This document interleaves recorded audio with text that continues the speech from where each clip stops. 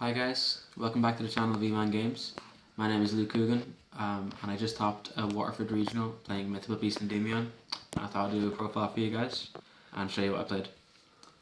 So, I played Mythical Endymion for the event, and my logic behind playing the deck was that it's the end of the format, and Sky Striker Orchest has shown that it's the best deck, and basically I just wanted to play something different that I thought was competitively viable and didn't fall into the it wasn't vulnerable to a lot of the main deck techs that people were playing to beat Sky Striker Orchest. So I felt the deck had a good matchup, and it was extremely powerful when I went first, and so that's why I brought it to the event. So of course, I played 3 Servant of Endymion. There's no need to explain what this card does. It's the best card in the deck by far, and it's just a starter card for all your plays. And I played 2 Magister of Endymion. In most pure builds, this is a 3 of because basically you're just trying to put as many spell counters in this guy and bring him out so you can use his effect during your opponent's turn.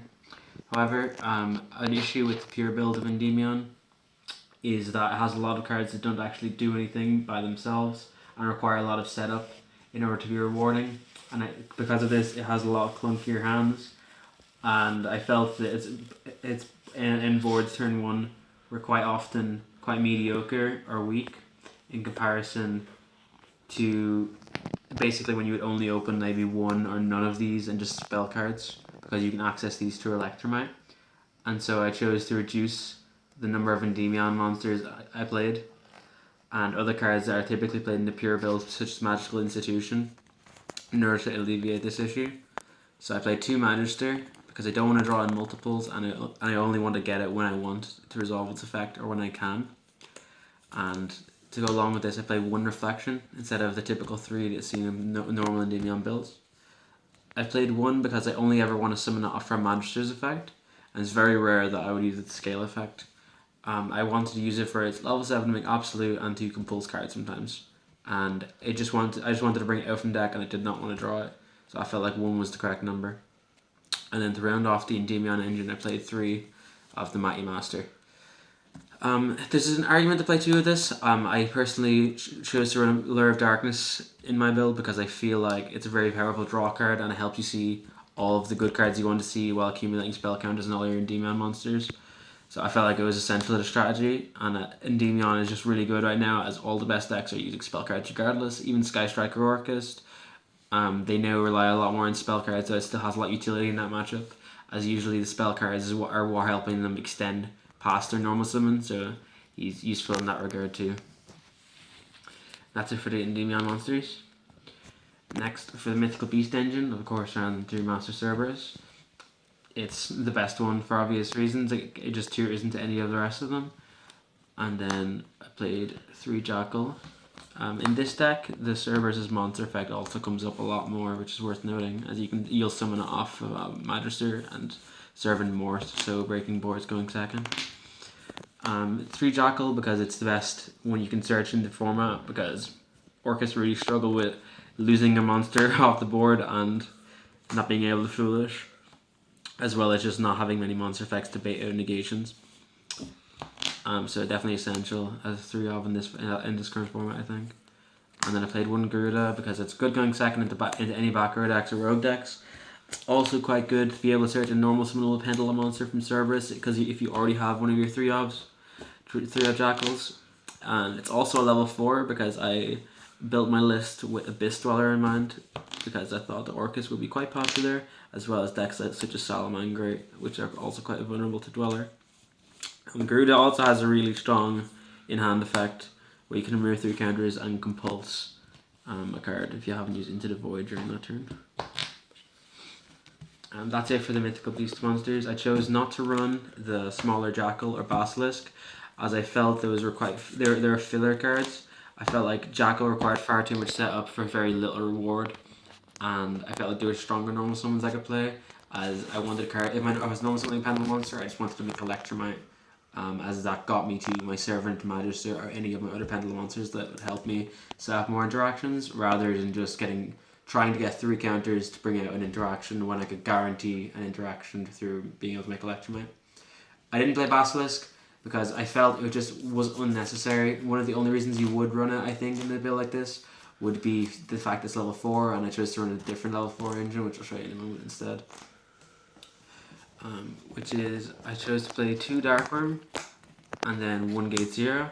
This is a smaller dragon package than seen in like normal pendulum builds that aren't as focused on the Endymion package. So basically, the logic was I wanted to play more draw cards, and I felt like Allure of Darkness was the best one that I would be able to play in a deck like this. So I wanted to play more dark monsters, and Darkworm fit the criteria, while also being a really strong +1 in Pendulum, being a 1-card scale if need be, and also just on someone being able to add this. It's also a level 4, which helps me make a Bistro, which is strong in the format. And I just think it was a really good option. While Gate 0 also is a level 7 for Absolute into Vortex. It just generates you more card advantage. I just felt these type of cards were better than cards like Mythical Institution and Magical Abductor and Basilisk, and a lot of these cards have kind of filled out your deck while requiring a lot of setup just to tutor into your other end parts of your engine instead of generating advantage by themselves. Because otherwise those cards just were really vulnerable to hand traps, or if you couldn't accumulate spell counters, then they were effectively -1s because you were playing with like 2 cards or 3 cards in your hand if you couldn't generate spell counters. And for this reason, I chose to run more pendulum extenders, such as Chronograph, which also all these are darks, so Allure. Because the reason why you couldn't play Allure before was because you just weren't playing enough dark monsters. But like I've increased the dark count substantially, as well as this being a +1, which adds a dark mean. You just get like a +1 off of your Allure Darkness. And Chronograph is one of the best pendulum extenders, so that means that you can extend your hand traps, and that's it for the monsters. So the reason I didn't play the Spellbook engine was because basically I feel like it makes your deck more vulnerable to hand traps, because Electromite is just a hand trap magnet. Like any hand trap your opponent has, they want to hit Electromite, such as Impermanence. And that's actually fine, because like Electromite, you want to use it for the arrows most of the time anyway. Like its effect is obviously insane, but it's like it not resolving, it's fine because it's like you don't really feel it. But with the spellbooks, like when you get to Electromite, you probably already resolve Servant or like a lot of your other like pendulum cards, and like you're already playing the game. The problem with Blue Boy is that you're using it to try and play the game and try and accumulate spell counters. So you get hand trapped on that instead, and you get hand trapped quite early, which means that you're not resolving Servant yet because you're using that to accumulate spell counters, and then you're not making Electromite yet, and then using your normal summon for it means it's tougher to make Electromite and extend past that. So I felt like it made your deck a lot more vulnerable to hand traps and disruptions, especially going second, while also adding more suboptimal draws to your deck in the form of like additional spellbooks of secrets and spellbook of knowledge, is just plain brick. And then onto the spells, I played Spell Power Mastery. That's the best spell card in the deck for sure. 3 Lure, I spoke about it already. So it helps you get to all the rest of the good cards in your deck while accumulating spell counters. And then 3 Into the Void, which just ups our Goblin in this deck. 3 Pot Desires. There's an argument for 2 because of all the draw cards you're playing. You don't want to draw too many hard ones for turns, but I felt like it's just powerful enough that you want to take the risk.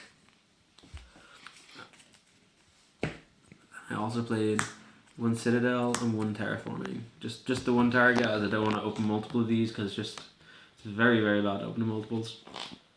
And I was okay with taking the risk with Desires too, because it's only really like it's quite unlikely you banish this and then draw Terraforming. And Terraforming is just like a free spell counter when you draw it. Drawing Citadel or Terraforming is real nice though, because it means that like because it's more focused on Electromite rather than the Mythical Institution and accumulating spell counters, it means if you draw it, then you just play your Pendulum hand out and this ends at a bunch of counters. Then you Electromite for Magister or Servant, and then you get to resolve its effect for sure. So that means you're already playing, but it also gives you the option of resolving this later on. I felt that was nice. And then I played 1 Shrine and 1 Foolish to round off the Darkroom engine. I chose not to play Guard Dragon LP or any of the Guard Dragon package in my extra deck, because I felt that they did not add much to the end board, and it felt quite underwhelming for the amount of engine requirements that it would add to the deck. So I just forewent that, and then I played 1 Upstart because it's free spell counter consistency. So the main deck is 40 cards.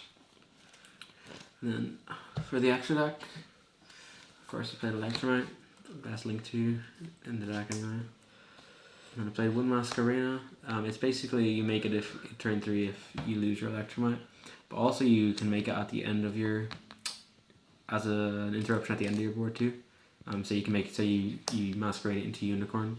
And then if you definitely Peacock too, because same reason, just as backup Electromite, but also because if you into the void during the turn, you might not have a card in hand left for Masquerena for Unicorn. So you can either make Masquerena anyway, and use big Endymion to return a card with a spell counter to your hand first to negate a spell trap, and then Masquerena discard it for Unicorn. Or you can choose to make Beacop instead of Masquerena, and then tribute Beacop for its own effect, and then protect your Appaloosa so it can't be destroyed by battle or card effect the first time. Which is, I thought was quite useful for protecting in certain matchups. And then Phoenix, there's a lot of extra deck space in the deck, so it's nice to have some generic removal. Unicorn for Masquerena interruption during their turn. I summoned it once in the tournament to shuffle back a Sekuru, which is nice. Draco Master, just link 3 for climbing with Electromite if you're summoning Vortex. It didn't come up as much as most of the time if you'd be linking Electromite into this. This is probably the second most summoned card in the extra deck. Like you're most of the time going Electromite into Appaloosa. Avermax, pretty much exclusively for when you get Phantasmade. So you want to make this instead of Appaloosa so that they can't crash their Phantasmade into a Jackal to trade. And then Borreload, Pure Thunder is a hard matchup, and it's just good generic removal. You have the extra space. Boral Sword to kill people. Then for Xyz, Dweller, my best friend, very good against Orchist and Salamander. Tornado, generic removal for Striker, etc., and background decks. Cowboy, you have the extra deck space. I've never had to use it in the tournament, but better to have it and not need it than need it and not have it, I guess, right? And then one Absolute for Vortex, and then of course the Vortex.